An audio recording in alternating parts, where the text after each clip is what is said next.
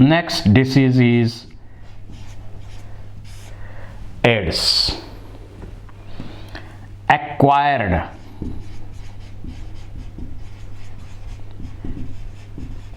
immunodeficiency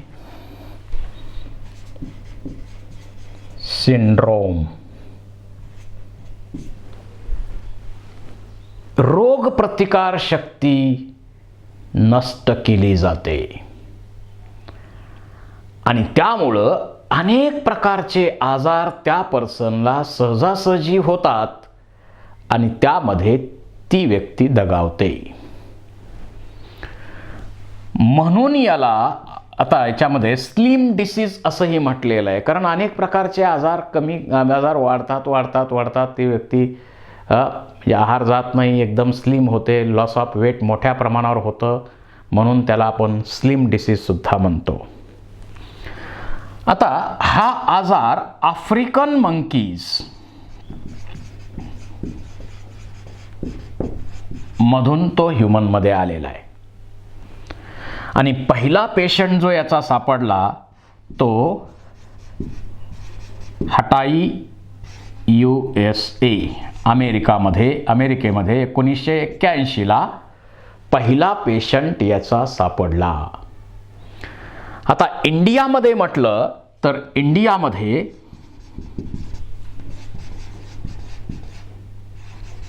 चेन्नईमध्ये 6 prostitutes इंडियामध्ये सुरुवातीला 6 चेन्नईच्या प्रॉस्टिट्यूटमध्ये हा डिसीज आपल्याला आढळून आला आणि नंतर तो जगामध्ये एवढा स्प्रेड झाला की ज्याला आपण आता पेंडेमिक डिसीज म्हणतोय. वेगानं पसरणारा आजार आणि 1 December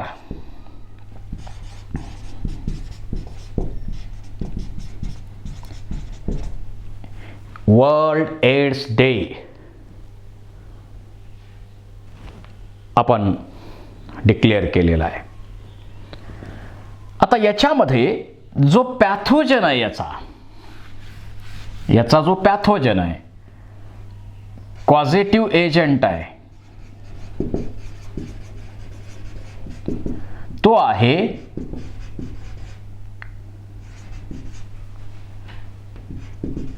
human immunodeficiency virus HIV. Human immunodeficiency virus याच्या आता फॉर्म्स अनेक आहेत, पण HIV-1 आणि HIV-2 हे कॉमन फॉर्म्स आहेत त्याचे. जर हा कॉझेटिव्ह एजंट याचं स्ट्रक्चर आपण विचारात घेतलं तर याच्यामध्ये हे लिपिडचं मेम्ब्रेन आहे. या लिपिडच्या मेम्ब्रेनमध्ये हे ग्लायकोप्रोटीन्स आहेत.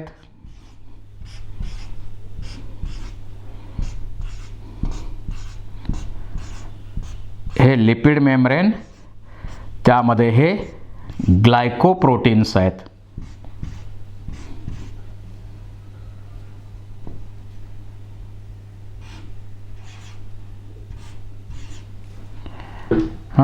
हे GP120 आणि GP41 असे ग्लायकोप्रोटीन्स त्याच्यामध्ये असतात. त्याच्या आत प्रोटीनचा आउटर लेयर आहे, हा लिपिड लेयर. त्याच्यामध्ये हे ग्लायकोप्रोटीन्स आहेत. This is the outer layer of protein, की ज्याच्यामध्ये P18 हा टाईप येतो. त्याच्यानंतर इनर लेयर ऑफ प्रोटीन, ज्याच्यामध्ये P24 हा टाईप येतो. आणि मग याच्या आत RNAचे 2 मॉलिक्युल्स आहेत आणि त्याच्याबरोबर रिव्हर्स ट्रान्सक्रिप्टेज आहे, सिंगल स्ट्रँडेड RNA, आणि त्याबरोबरच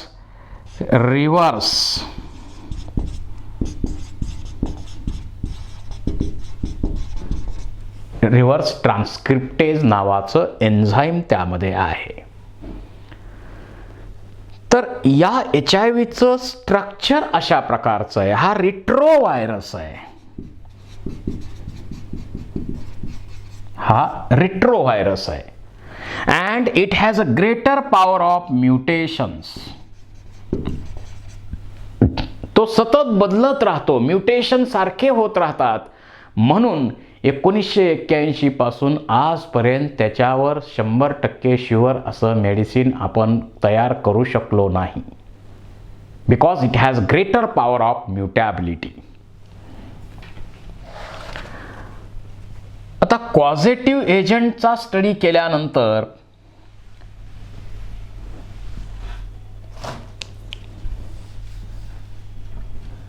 याच्यामध्ये modes of infection, main mode is unsafe sexual contact. Infected पर्सनच्या बरोबर सेक्शुअल कॉन्टॅक्ट आला तर यामधून ट्रान्समिशन नक्की होणार आणि मेजर वे हाच आहे.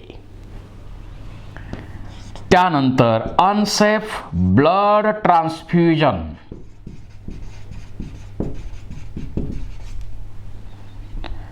त्याचबरोबर अनसेफ मेडिकल इन्स्ट्रुमेंट्स चा वापर केला.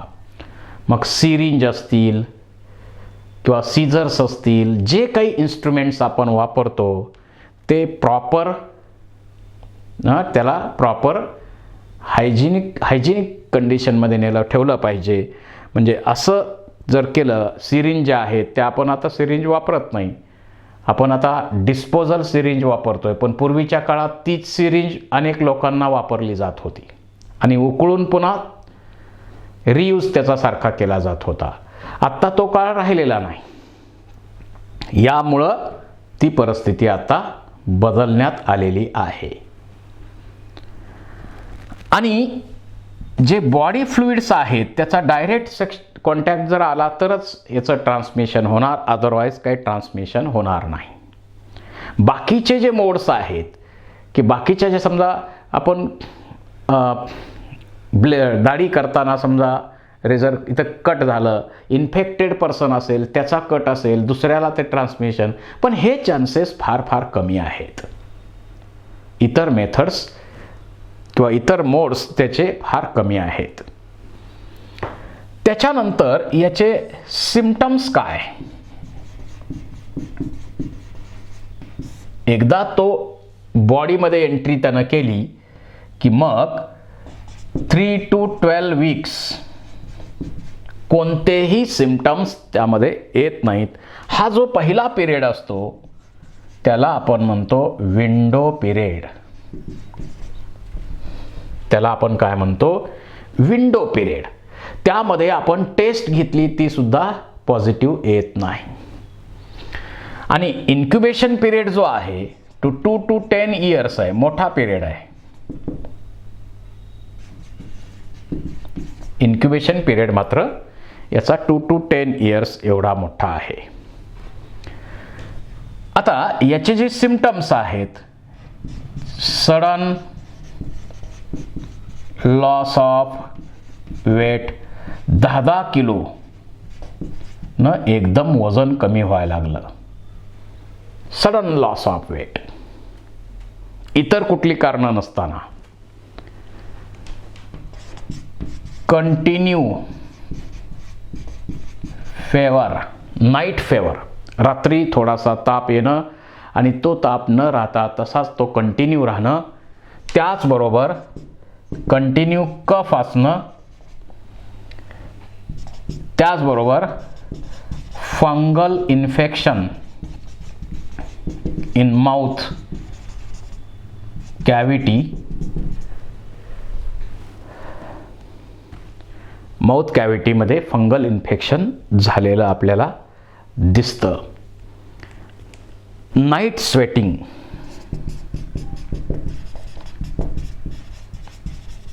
मोठ्या प्रमाणावर होतं. आणि पुढं जशी ही अवस्था पुढं बदलत जाईल तसं याच्यामध्ये ही लक्षणं जास्तीत जास्त दिसतात. त्याला आपण म्हणतो ARC, AIDS related complex. AIDS related complex हे सिम्पटम जास्तीत जास्त पुढं दिसू लागतात. आणि त्या पर्सनची इम्युनिटी एकदम कमी झालेली असते. अनेक सेकंडरी इन्फेक्शन त्याच्यामध्ये, त्याला TB होतो, सहजासहजी TB होणार मोठ्या प्रमाणावर. बाकीचे त्याची इम्युनिटी सिस्टीम एवढी वीक झालेली असते की बाकीचे जे पॅथोजन्स आहेत ते सहजासहजी बॉडीमध्ये एंट्री करून त्याच्यामध्ये इन्फेक्शन करू शकतात. त्याचबरोबर त्याच्यामध्ये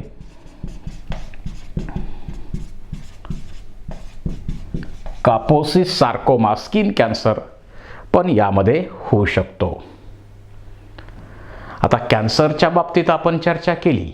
आपल्याकडं इन्व्हेस्टिगेशन तेवढं प्रॉपर केलं जात नाही. वेळेवर लोक इन्व्हेस्टिगेशन करत नाहीत. आपल्याकडं कॅन्सर समजतो वर जाण्यापूर्वी किंवा पुढच्या स्टेजला गेल्यावर. जपानमध्ये कॅन्सर समजतो 0 स्टेजला. हा फरक आहे त्यांच्या आणि आपल्यामध्ये. म्हणजे त्यांच्याकडं कॅन्सर समजतो होण्यापूर्वी आणि आपल्याकडं कॅन्सर समजतो शेवटचा निरोप घेण्यापूर्वी, अशी अवस्था आहे. तर असे सगळे सिम्पटम्स, काही मेजर सिम्पटम्स इथं मी सांगितलेले आहेत. काही मेजर सिम्पटम्स त्याच्यामध्ये आपण अशा प्रकारचे पाहतो. आता याचं टेस्टिंग करतो का आपण, तर त्याच्यासाठी एलायझा टेस्ट घेतो. एलायझा टेस्ट एन्झाईम लिंक्ड इम्युनोसॉर्बंट असे ही टेस्ट घेतो. आणि याचं कन्फर्मेशन जे आहे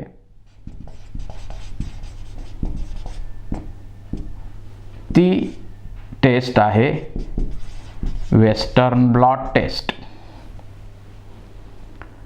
त्याच्या साहाय्यानं कन्फर्म आपण करू शकतो की हा प्रॉब्लेम आहे की नाही. आता होतं काय, तर हा जो HIV आहे हा काय करतो, CD4 किंवा हेल्पर सेल आहेत. ज्या सेल कोण आपल्या शरीरातलं आहे, कोण फॉरेन पार्टिकल्स आहेत याचा शोध घेऊन ते इम्युनी सिस्टीमला सतत कळवणाऱ्या सेल्स आहेत. आणि या सेलवरती याचे रिसेप्टर्स असतात, या HIVचे रिसेप्टर असतात. त्यामुळं तो त्या सेलमध्ये आक्रमण करतो, त्यांना डिस्ट्रॉय करतो आणि मग CD4चा काउंट जो आहे तो कमी होत जातो. आणि त्यामुळं त्या पर्सनची रोग प्रतिकार शक्तीच कमी होत जाते. आणि म्हणून बाकीचे जे पॅथोजन्स आहेत ते सहजासहजी इन्फेक्शन करणार आणि त्यातच तो दगावतो. आता या पॅथोजनचं लाईफ सायकल नेमकं कसं चालतं त्याची आपण थोडी चर्चा करू.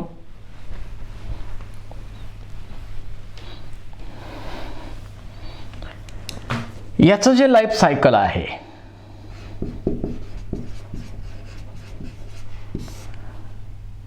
हा पॅथोजन आहे समजा, त्याच्याकडे बाकीचे हे जे कंपोनंट आता डिटेल मी इथं मगाशी सांगितलंय तुम्हाला. लिपिडचा लेयर, त्याच्यामध्ये हे ग्लायकोप्रोटीन्स आहेत, त्याच्या आत एक प्रोटीनचा लेयर, दुसरा प्रोटीनचा लेयर आणि त्याच्या आत हे RNAचे 2 मॉलिक्युल्स आहेत आणि त्याच्याबरोबर रिव्हर्स ट्रान्सक्रिप्टेज एन्झाईम आहे. हे हे कशावरती इन्फेक्शन करणार? That infects the CD4 cells. CD4 और हेल्पर सेल्स मध्ये इन्फेक्शन करणार. त्याचं जे RNA आहे, जेनेटिक मटेरियल इंजेक्ट करेल होस्ट सेलमध्ये आणि त्याचं जेनेटिक मटेरियल इन्सर्ट केल्यानंतर that is single stranded RNA आहे ते. That single stranded RNA is first converted into single stranded DNA. Then it is converted into double stranded DNA. आणि हे जे डबल स्ट्रँडेड DNA आहे ते होस्ट सेलच्या chromosome मध्ये जाऊन बसतं आणि प्रोव्हायरस म्हणून काम करतं. आणि हे प्रोव्हायरस किंवा हा क्रोमोसोम जो आहे त्याच्यामुळं हे RNAचे पार्टिकल्स नवीन तयार होणार, भरपूर RNA तयार होणार. त्याच्यावरती हे कोट्स नंतर तयार करून घेतले जातात. मोठ्या प्रमाणावरती हे पार्टिकल्स तयार करून घेतले जातात. आणि हे नवीन व्हायरस तयार झाले की सेल ब्रेकडाऊन होईल आणि हे सगळे नवीन व्हायरस जे आहेत ते बाहेर पडतात. अशा प्रकारचं लाईफ सायकल या व्हायरसचं सुरू होतं. आणि प्रत्येक नवीन बाहेर पडलेला व्हायरस काय करणार? दुसरी CD4 सेल्स किंवा T हेल्पर सेल शोधणार आणि प्रत्येकजण नवीन सेलवर आक्रमण करून पुन्हा मल्टिप्लिकेशन करणार आणि अशा प्रकारे CD4 काउंट त्या पर्सनमध्ये कमी होत जातो.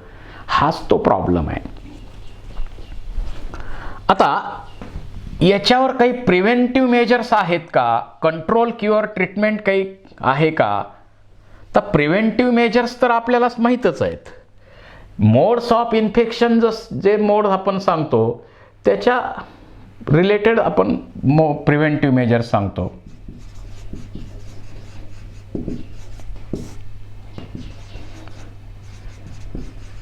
प्रिव्हेंटिव्ह मेजर्स म्हणजे सेफ सेक्शुअल कॉन्टॅक्ट महत्वाचं आहे. आणि जर गरज पडली तर यूज ऑफ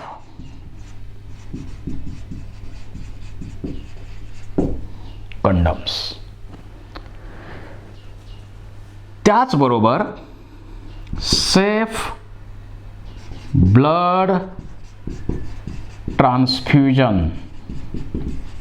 काही कमर्शियल डोनर आहेत, अशा कमर्शियल डोनर पासून आपण वाचलं पाहिजे. त्यांच्याकडचं ब्लड घेता कामा नये.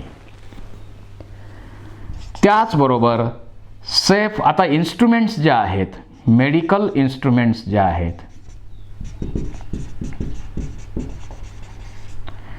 तेही स्टरलाइज्ड असले पाहिजेत. प्रॉपर त्याचं स्टरलायझेशन केलेलं असलं पाहिजे.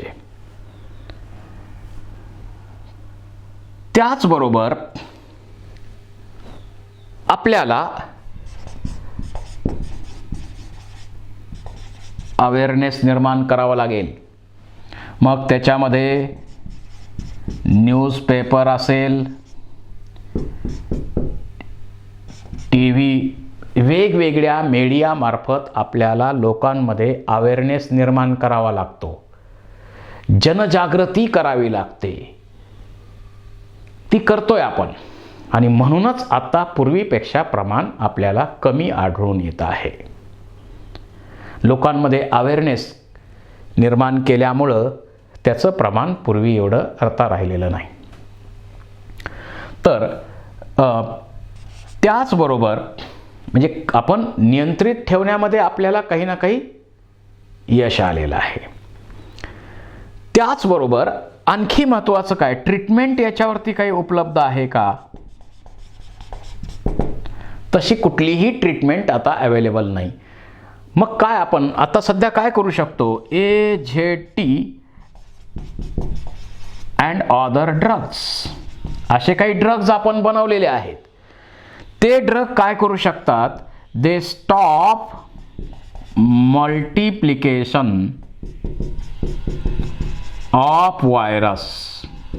त्या व्हायरसचं मल्टिप्लिकेशन, एखाद्या इन्फेक्टेड पर्सनच्या बॉडीमध्ये समजा 10 करोड व्हायरस आहेत, त्याला आपण हे ड्रग द्यायला चालू केलं, त्याला लाईफ टाईम घ्यावं लागेल. लाईफ टाईम घ्यावा लागेल. आणि हे ड्रग त्याला चालू केल्यानंतर लाईफ टाईम त्याला घ्यावं लागेल आणि 10 करोडच राहणार. कधी पण चालू आपण काउंटिंग केलं 10 करोडच व्हायरस, 10 करोडच व्हायरस, 10 करोडच व्हायरस, म्हणजे आपण मल्टिप्लिकेशन जे त्याचं आहे ते स्टॉप करू शकतो.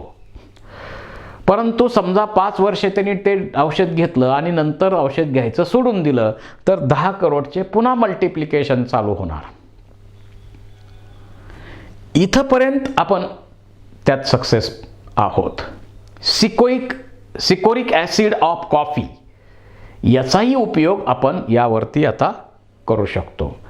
तर हा प्रॉब्लेम काय? It has a greater power of mutations. तो सतत बदलतोय. आपण आता काय करतोय? त्या व्हायरसचे जेनेटिक कोड्स जे आहेत त्याचा स्टडी करतोय, त्याच्यावर अगेन्स्ट आपण ड्रग तयार करतो. आपण ड्रग वापरेपर्यंत तो बदलतोय, पुन्हा आपण ड्रग तयार करणार, पुन्हा तो बदलणार, तो आपण ड्रग नवीन तयार करतोय, तो बदलतोय. अशा प्रकारे आत्तापर्यंत त्याचं आणि आपलं युद्ध सुरू आहे.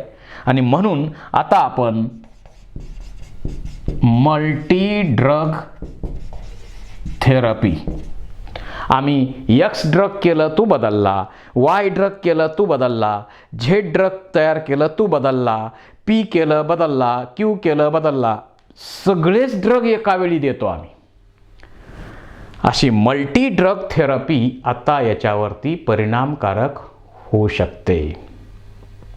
आणि नियर फ्युचरमध्ये आपल्याला याच्यावर नियंत्रण मिळवणं शक्य होईल. परंतु व्हायरस कुठला जरी नवीन आला तरी ते आपल्यापुढं मोठं चॅलेंजच राहतं. ह्युमन बिईंगच्या पुढं मोठं चॅलेंज बनूनच राहतं. जरी मागं H1N1ची साथ आली, आता करोनाची साथ आहे, अशी सतत कुठले तरी नवीन व्हायरस येतात आणि आपल्याला चॅलेंज देऊन जातात. आणि मग ते प्रॉब्लेम सोडवत आपला फार मोठा काळ त्याच्यामध्ये जातो. तर अशा प्रकारे आपण हा प्रॉब्लेम, याच्यामध्ये प्रिव्हेन्शन हाच मेजर वे आहे. ट्रीटमेंट आता काही प्रमाणात उपलब्ध आहेत, परंतु त्या ट्रीटमेंट फक्त मल्टिप्लिकेशन स्टॉप करणाऱ्या आहेत, बाकी काही नाही त्याच्यामध्ये अजून. तर प्रिव्हेन्शन हाच मेन पर्याय त्याच्यामध्ये आत्ता उपलब्ध आहे. आता याच्यामध्ये मदरकडनं बेबीकडं प्लासेंटाच्या मार्फत, मदरकडनं प्लासेंटाच्या मार्फत ट्रान्सफर होतो हा पॅथोजन. परंतु आत्ता आपण जे मेडिसिन्स बनवलेले आहेत, काही मेडिसिन असे बनवले आहेत की त्याच्यामुळं आपण हे ट्रान्सफ्युजन थांबवू शकतो. मदर टू फिटस हे जे ट्रान्सफ्युजन प्लासेंटा मार्फत होणार आहे ते आपण थांबवू शकतो. असे मेडिसिन्स आता आपल्याकडे उपलब्ध आहेत. So this is about AIDS.